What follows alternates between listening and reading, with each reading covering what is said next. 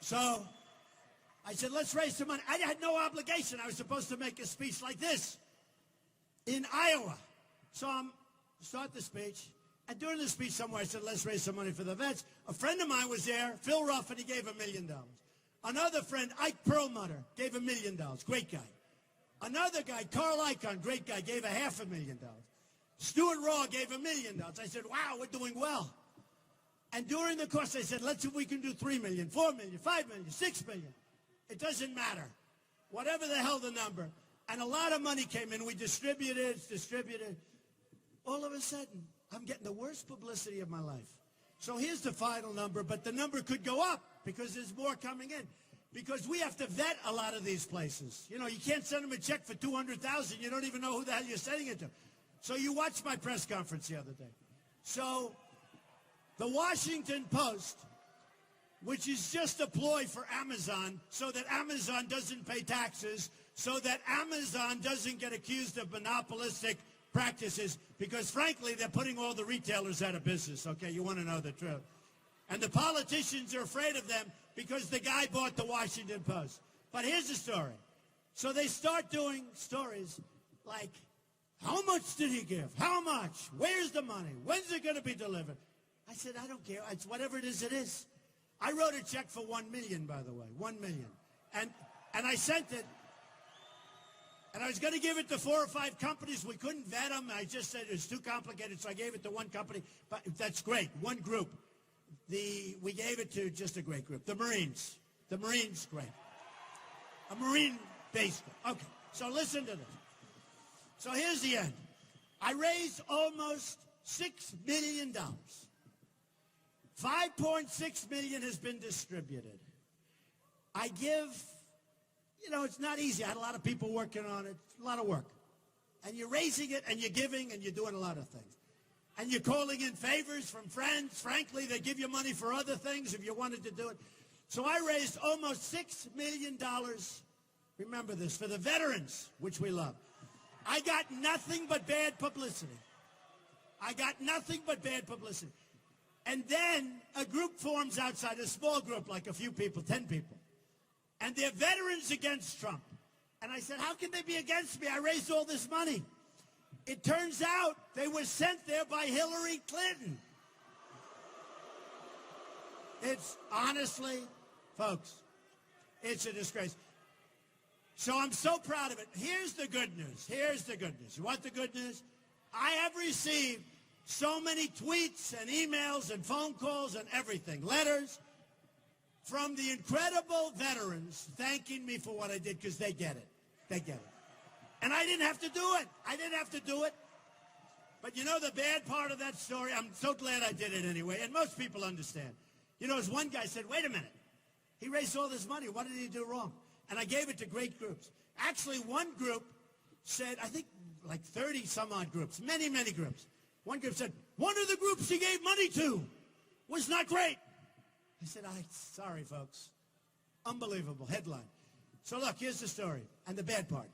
Other people like me will see what happened to me, where I got nothing but bad publicity, and they're going to say, I'm never going to do that again. I'm never going to do it. So you have guys that would be inclined to do it, and they're already saying this. Rich guys are calling me saying, man, you shouldn't have done it. I was under no obligation whatsoever to do it. I just said, let's see if we can raise some money for the vets. That's how it started. We raised much more than I ever thought possible. And I got nothing but hits from the New York Times and the dirty Washington Post, which is it is a disgusting newspaper. You know what they have? This is all Amazon money. They have 22 reporters on me doing stories. 22. I get calls every hour. Hope. Did anyone ever hear of Hope Hicks? Where's Hope Hicks? Hope. She gets calls every half hour. This is the Washington Post. We're doing a story on a deal Mr. Trump did in 1973. I said, man, that's a long time. You don't have a good memory. That's a long time ago. They want to do anything. They are discussing. Now they say they're doing a book. You know what they're doing? They're taking all of the bad stories and they're just putting it in, sealing it, doing a book. These are dishonest people, folks, let me tell you. But we're not finished because, see, I don't care. Other guys wouldn't say this. A politician wouldn't say this. They'd say, oh, the Washington Post. I don't care. I couldn't care less because the people understand it. So for the vets, I am very happy I raised that money for you vets. I'm very happy. Even though it got me a lot of bad ink, I'm very happy. I'm very happy.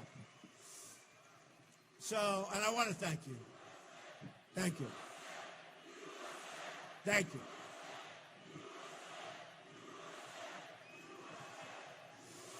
You know, somebody said, do you have thick skin? And I said, I really do. When I do something wrong, and we all do things wrong, I guess, right? Not too often, but we do things wrong. When I do things wrong, and the press writes badly about me, I can handle that. In fact, I congratulate them. I say it's fine. When you do things that are good things, and they try and make it look like it's bad, that's when it's not fair. And that's when you have to fight back. You have to fight for your rights, folks. Remember that. You have to fight for your rights. So here's the story. We're going to build our military bigger, better, and stronger than ever before.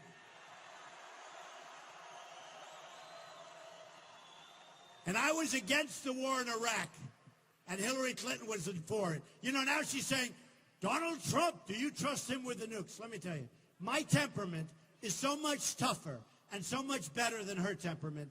And by the way, we need a tough temperament.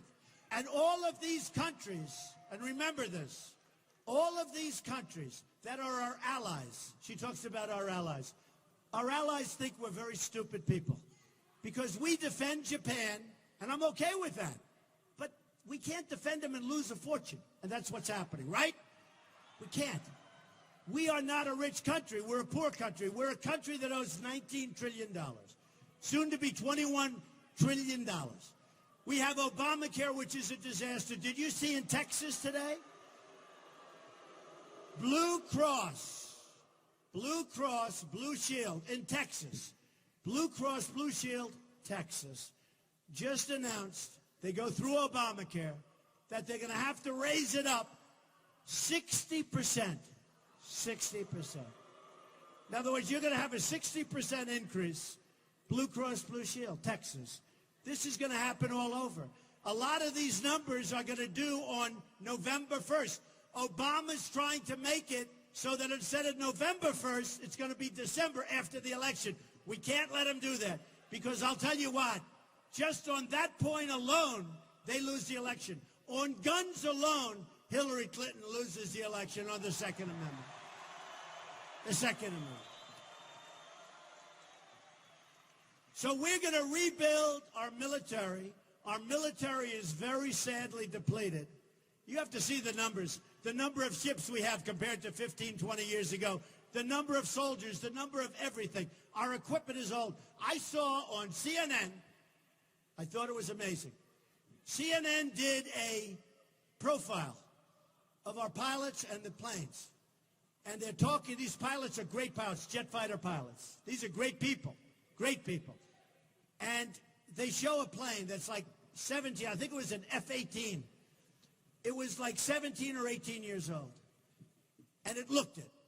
And they said, and these were active fighter planes with fantastic people at the helm fighting. And they said, no, the planes are very old and they're falling apart. And what we do is we go to the plane graveyard. Did anyone see that? And we take parts. We take parts off old planes that are sitting in the graveyards. And we take parts off planes that are in museums. Did you see that? And we use the parts and we put them on the planes and we fly them. And the pilot said he was there for like 15 years. He said, no, I'm going to get out. It's so sad to see. That's what's happening in the United States. We can't let that happen. We can't let it happen. Why aren't we getting beautiful new equipment? Why aren't we doing it? And other nations are putting up brand new, beautiful new planes, and we don't have it.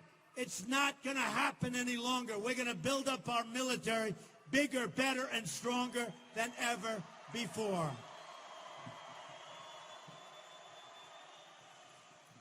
And Crooked Hillary said, oh, Donald Trump, his finger on the button. I'm the one that didn't want to go into Iraq, folks. And she's the one that stupidly raised her hand to go into Iraq and destabilize the entire Middle East, okay? Because that's what she did. So that's it. So, folks, here's the story. We have a country that we love. We have a country that's not working very well anymore.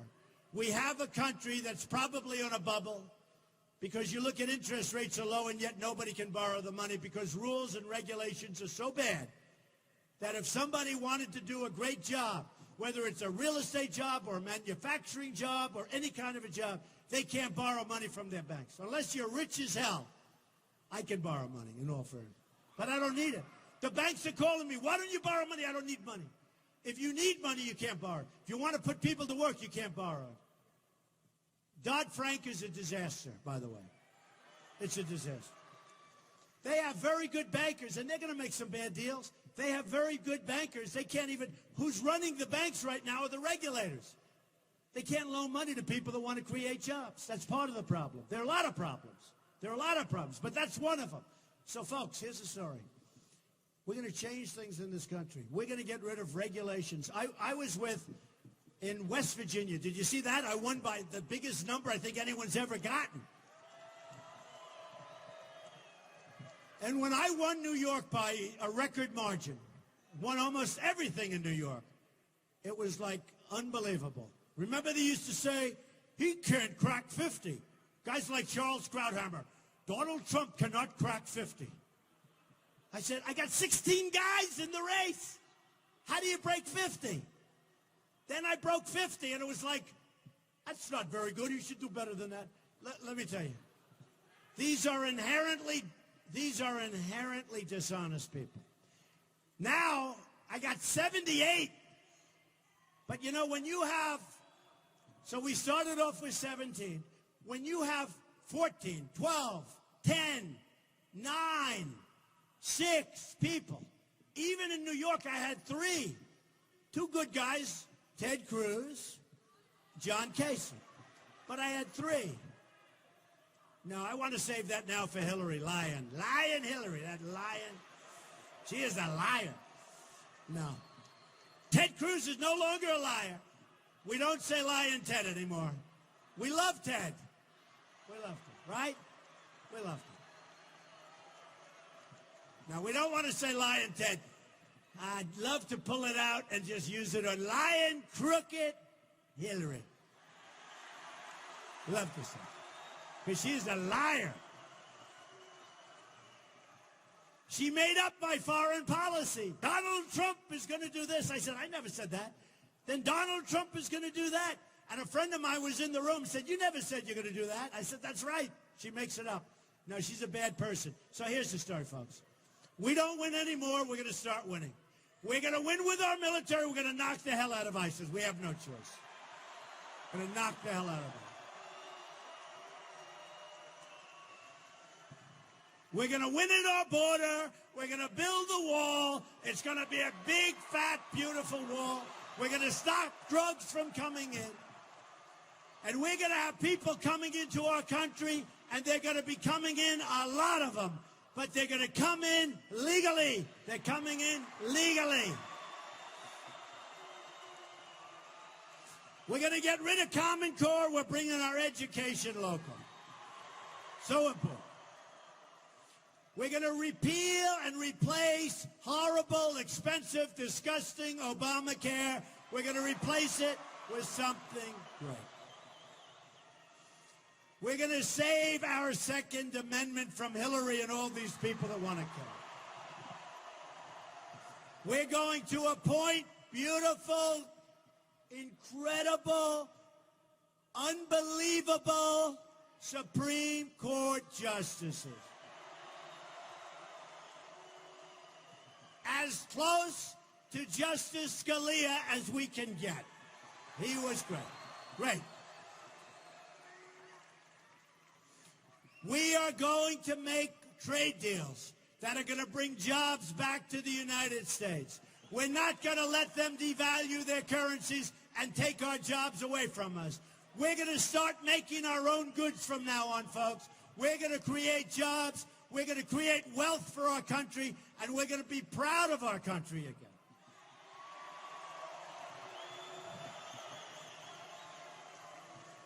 And we are going to start winning again. We're going to win in so many different ways.